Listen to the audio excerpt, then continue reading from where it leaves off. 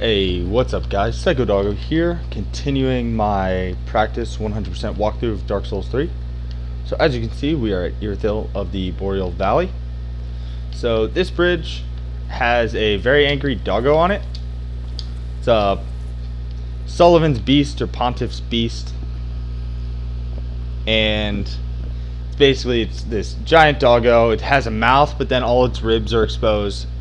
It's a very aggressive enemy that does a ton of damage. So this doggo is extremely weak to fire, and as we start walking, it's going to appear behind us. Just be prepared for that. If you do not fight it on this bridge, because you can just sprint to the other end of the bridge and escape, the doggo is going to fight you a little bit later when we are down in the water, and that water slows you down a bunch. So you want to make sure that you do kill this dog here, otherwise the dog's really going to mess you up later. But here we go. There he is. Hey.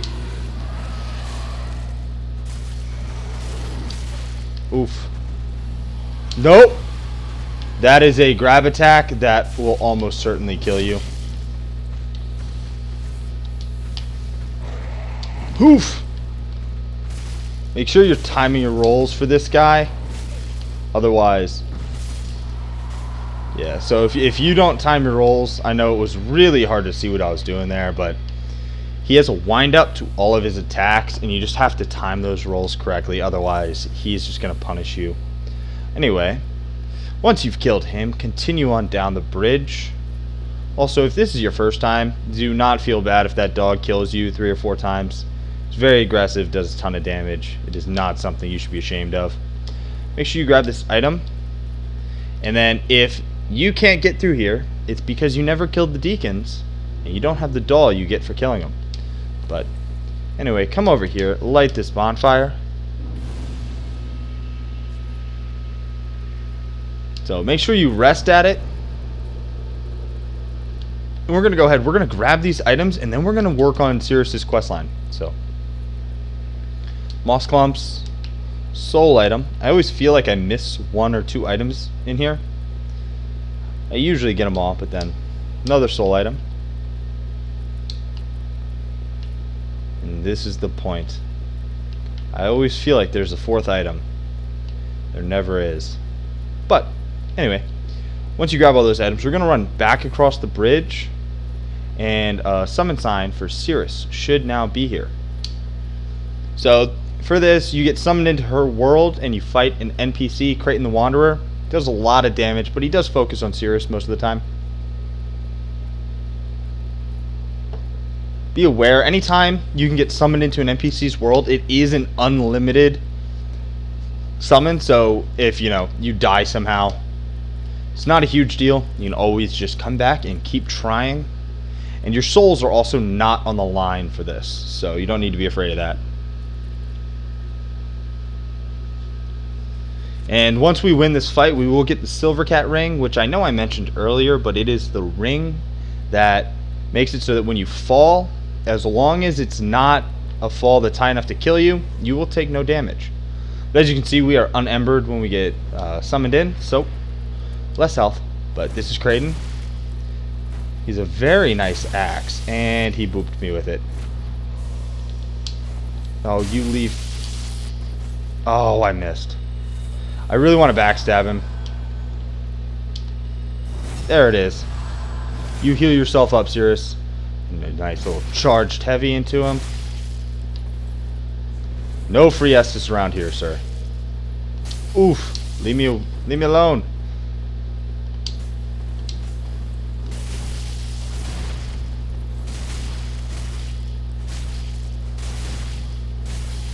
You see, he's kind of a beefy boy, and he just got some free Estus.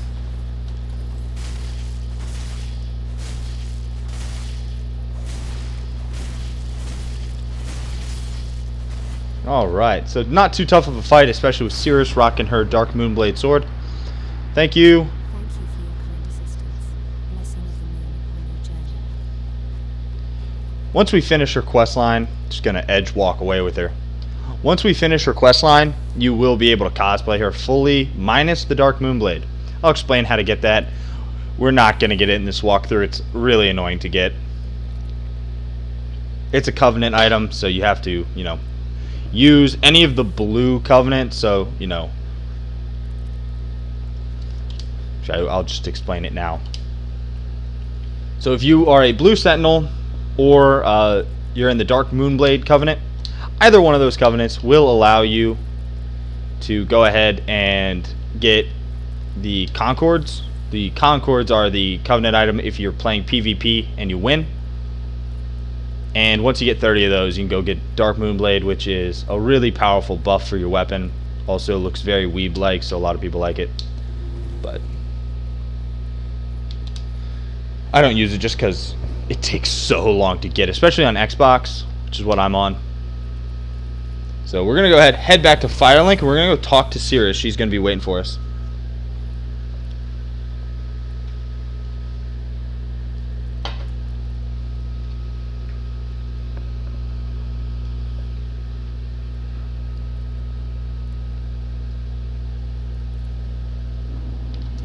Hello, Cirrus. Yeah, she talks bad about Rosaria's finger. So we get the Blessed Mailbreaker, Silvercat Ring. So, Blessed Mailbreaker is just a Mailbreaker with a blessing. As you can see, it adjusts the scaling of the weapon, so it scales with faith, but it's a dagger, so scaling does not make a huge difference. It does cause health regen, though, so that's fun. And then the Silvercat Ring, it's always at the bottom, prevents damage from falling. Of course, you can still die from a fall, it just prevents the damage. How close are we to the next level? Yeah, we're going to go ahead and use a soul item. I think I'm going to need to use 2. Oh, I might need more. Oh, I'm definitely going to need more. Okay, let's just use the large soul. Okay. Just level up while we're here. Put it into vigor. Still going to the 25 across the board. Plus, my health bar is not beefy enough for me. I do like my health. So, go on back to Central Irithyll. We will begin clearing through Irithyll.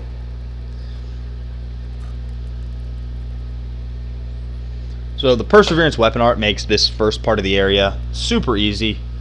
But I think a lot of people do consider this kind of the real start of Dark Souls. At least Dark Souls 3. This is when you start to see a pretty fundamental change in how challenging each individual enemy is and how much damage they can do. So, first things first, make sure you grab all the items in the courtyard. They can blend in, which is kind of the atmosphere of the area. So we're going to go up these stairs, and first we're going to take a hard left. We're going to grab this item. Then we're going to fight these boys. You want to try to pull them one at a time. There are 3. Come on, big boy. So, Perseverance. And just attack right through, and you can just stagger lock them. Takes 3 boops. Knock them out. Okay. This one is going to start spitting stuff at us. You can roll it. It does have amazing tracking, so just be aware of that. Oh, the one on the stairs is coming. Just going to run down the stairs to avoid the extra. Again, Perseverance. And 3 boops. And they're down.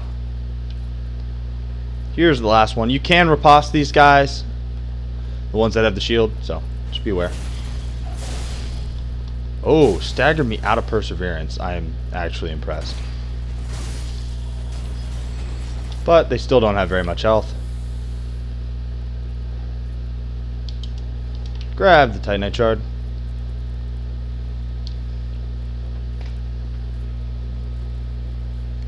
So be aware this next area has, I guess we'll call them witches. I don't know what to call them, but they're these guys. Some are invisible, some aren't. In this area, none of them are invisible.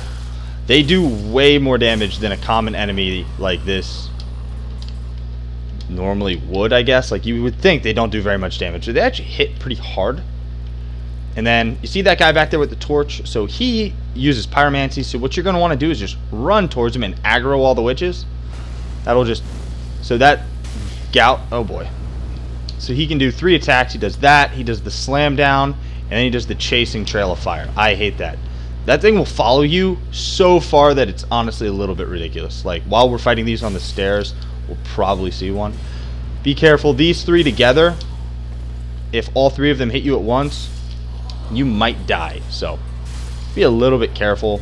Then once they're down to one, you're fine. They attack really slowly, so shouldn't be a problem. Now, this guy's walking towards us. We're going to just run right up to him. He does have a stab also. But as you can see, we can stagger him just like the other Pontiff Knights. Then we have, I think, 4 more. No, just 3 more. We're going to run towards them. We're going to do the same thing. There's another one, obviously, up there. Doing all the good old fire stuff. We're just going to make sure these 3 follow us. Whew. I like to just come around the corner so that he's not using pyromancies as much.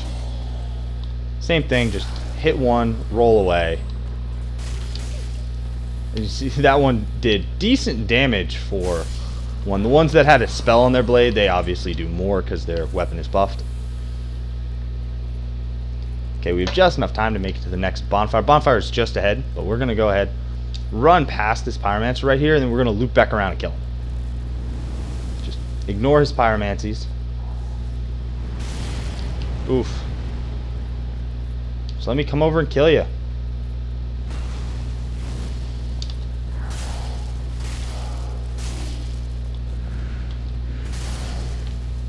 There we go. Make sure you grab this item. We're going to have 2 more of the knights coming for us. Here they are. One will rush you, the other one with the shield won't. So just aggro them. Hello! Hello! Why are you ignoring me? Okay. Come on, buddy. I like to fight him just in this back corner. It's pretty safe because the magic won't reach you. Now we got to deal with this one.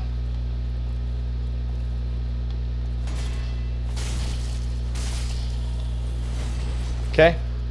Then off to our left there is a crystal lizard. Oof. Come back. Okay. Got our twinkling, and then this is fake. But before we do that, we are going to go light the bonfire real quick. So you just come up. Don't go through that archway. Obviously, a lot of enemies. Make sure you grab this large soul.